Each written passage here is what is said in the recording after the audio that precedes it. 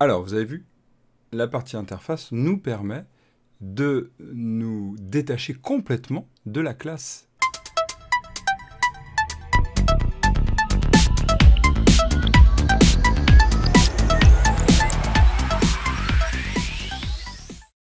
Et ça va devenir intéressant, puisqu'en fait, on est plus en train de chercher qui a cette interface, plutôt que de quel type tu es.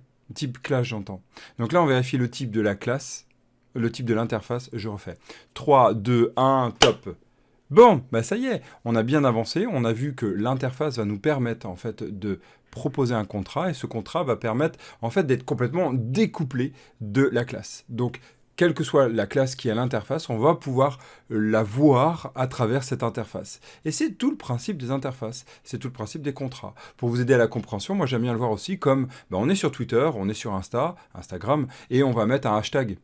Ben, ce hashtag peut être mis sur n'importe quel post, et pourtant on va faire partie du contrat, par exemple, je sais pas moi, Supercode, apprendre le code, ou coder c'est génial. Eh ben, on peut faire ce hashtag-là. Quel que soit le post, on peut le faire.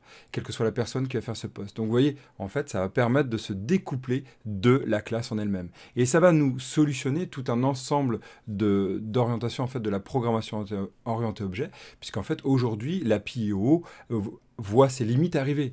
En fait, ça fait depuis un moment qu'on en discute. Il y a même des personnes, des grands architectes qui sont en train de dire « Moi, j'abandonne complètement l'héritage car ça amène beaucoup de difficultés. » Ça amène d'ailleurs un code qui va devenir, sur des très gros projets, très complexe, voire trop complexe, et voire des fois complètement impossible à résoudre quand on va faire de la vraie programmation objet. L'exemple, on l'a fait en fait. On a un oiseau, et pour réussir à faire voler, on a créé une sous-classe qui s'appelle oiseau qui vole. C'est un système un peu bâtard qui permet de différencier les deux. Ok, très bien. Mais après, on va voir quoi? Prenez par exemple comme animal l'ornithorynque qui pond des œufs, qui a un bec de canard, donc c'est un canard. Donc voilà, vous voyez, il peut y avoir des soucis par rapport à cette organisation, cette conception. Et donc, je me tiens à vous... C'est important pour moi de vous transmettre que on est vraiment dans cette phase de réflexion. Vous devez à tout prix réfléchir votre code, même si vous n'avez pas encore toutes les clés. Apprenez ça, apprenez vraiment à réfléchir. Et c'est ce qu'on va faire maintenant. En fait, on va essayer d'aller améliorer ça. Puisque en fait, au lieu de i volant, on pourrait très bien, et on aurait pu très bien le faire autrement, à savoir de faire un ajouter... Bon, attendez, je vais committer d'abord. Je vais faire un commit. Voilà. Très important. Donc, Evo, ajout Ibis et interface volée.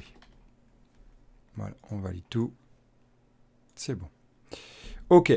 Et donc, du coup, ici, au lieu de faire ça, pour améliorer notre code et éviter le if, en fait, que vous voyez ici sur notre programme, là, c'est bel et bien un if. Hein. Ce point d'interrogation nous permet, en fait, d'aller vérifier si c'est pas nul. À ce moment, on peut appeler voler. C'est fait propre, mais en vrai, c'est un if derrière. Hein. C'est bel et bien un if. Donc, on va éviter de faire ça. Et en fait, on va se dire, plutôt que définir le type du comportement, là, encore une fois, c'est un comment. C'est je me déplace comment par le fait de voler. Eh bien, on pourrait très bien se dire qu'on va essayer de rendre ça très générique, et après, c'est l'animal qui va décider de comment il se déplace. Donc, il va voler, il va marcher, il va courir, etc. Et c'est là que ça va devenir intéressant, c'est qu'on va chercher la généralisation. Et donc, au lieu d'un voler, on va créer une interface qui va s'appeler i déplacer. Et c'est là aussi que ça va être important pour vous, i se déplacer. Ici, on va être bien avec un P. Voilà, i se déplacer. Ou i déplacement, ça sera pas mal. I déplacement. Donc tous ceux qui peuvent se déplacer. Public. Interface. I déplacement. Et là, donc ici, on va proposer un se déplacer.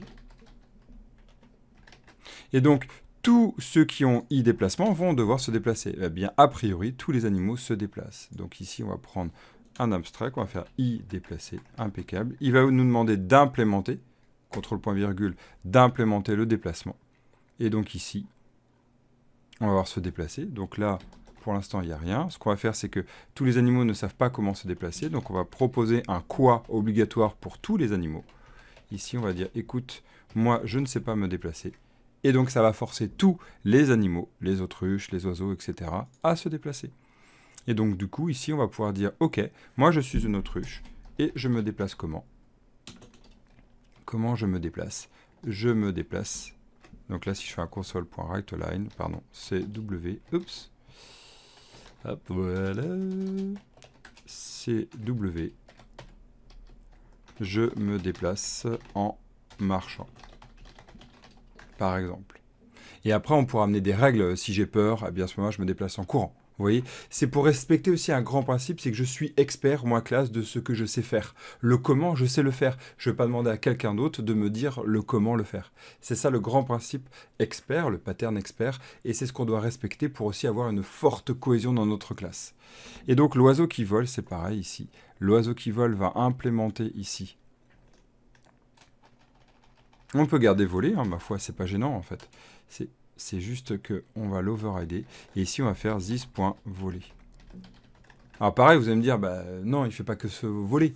Il y a des moments donnés, il se pose. Oui, mais c'est l'oiseau qui va savoir. On va lui donner des informations, et ces informations, il va les traiter. Par exemple, il voit une branche, il est fatigué. Donc si je suis fatigué, à ce moment-là, je me pose donc, et après je vais marcher, par exemple, si je veux manger, etc. Vous voyez l'idée? Et en fait, pardon, vous prenez l'hirondelle, elle marche très très peu, ou le martinet, comme oiseau. Bon, on va pas faire des cours de biologie, mais c'est un peu cette idée-là. Je prends toujours le zoo parce que ça parle au sens les animaux, on connaît à peu près tous ça.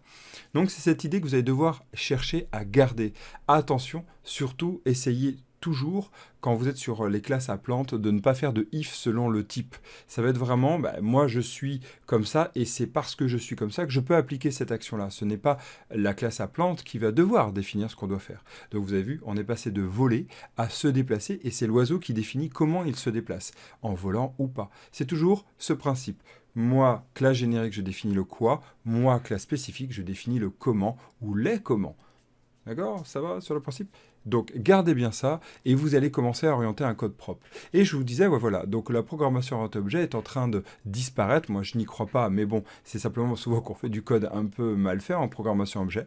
Un grand principe, c'est que je n'hérite pas d'une classe juste parce qu'il y a un bout de la classe qui m'intéresse. Prenez l'exemple de Ibis. Moi, l'autruche, j'aurais pu, ou le hara, par exemple. L'hara qui vole, j'aurais très bien pu dire, moi, Ibis, je sais voler, donc j'hérite de hara. C'est conceptuellement aberrant, puisqu'en fait, l'ibis et le hara sont certes deux oiseaux, mais ne sont pas du tout de la même famille, en plus. Donc, on ne va pas hériter de l'un de l'autre. Et souvent, c'est ce qu'on voit en programmation objet. C'est qu'on va hériter juste pour profiter d'une classe. Et à la fin, on se ramène à hériter d'un ensemble très lourd, alors qu'on voulait simplement être d'un type donné, sans devoir profiter de tout ce qui existe avant. Et donc, pour s'orienter vers là, on va aller chercher plutôt des principes qu'on va parler dans la prochaine vidéo autour de toute l'architecture solide et des design patterns. On voit ça tout de suite.